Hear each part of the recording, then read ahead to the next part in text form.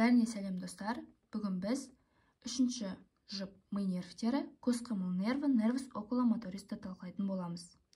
Бұл жерде біз ми бағанасының сагитальды кесіндісін көруімізге болады. Вентральды бөлігі және де дорсальды бөлігі. Ортаңғы мидың жоғарғы төмпешік бойында және де су құбырының алдыңғы бөлімінде бізде үшінші жұп ми нервтерінің ядролары орналасқан. Екі латеральды және де бір медиальды нуклеус нерви окуломоторий моторлық ядролар және де бір жұп мұнда орналасқан парасимпатикалық ядролар, немесе оларды нуклеус окуломоториус аксессориус деп атаймыз. Бұл көз қимыл нерві алға қарай бағытталып, артерия церебри постериор және де артерия церебелли супериордың арасында саңылауда жатады және де қатты ми қабығын кесіп өтеді.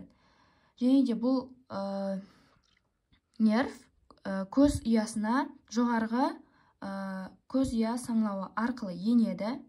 Көз қимыл нерві көз ұясына кірмес бұрын екі тармаққа бөлінеді. Яғни ол жоғарғы тармақ рамус супериор және де төменгі тармақ рамус инфериор деп аталады.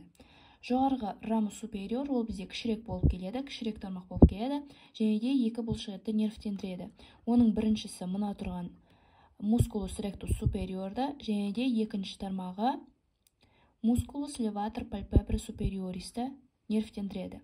Мускулус пальпебре леватор супериор бұл бізде қабақтың бұлшықеті болып табылады.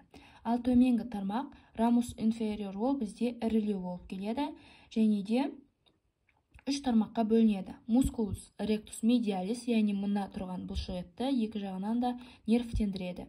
Және де екінші тармағы ол бізде мускулус ректус инфериорда және де үшінші тармағы мускулус обликус инфериорда, яғни үш бұлшықетті осы жерде нервтендіреді.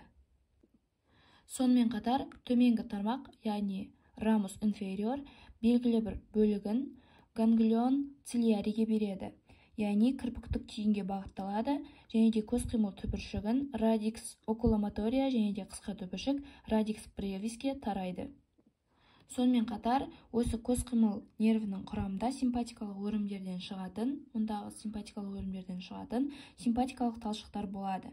Яғни бұл жерде ішкі ұйқы артериясын қоршайтын ішкі ұйқы өрімі, плексус каротис интернус және де ішкіл нервтің, нервус тригениумның және де нервус офтальмикустан тарайтын сезімтал талшықтар болады.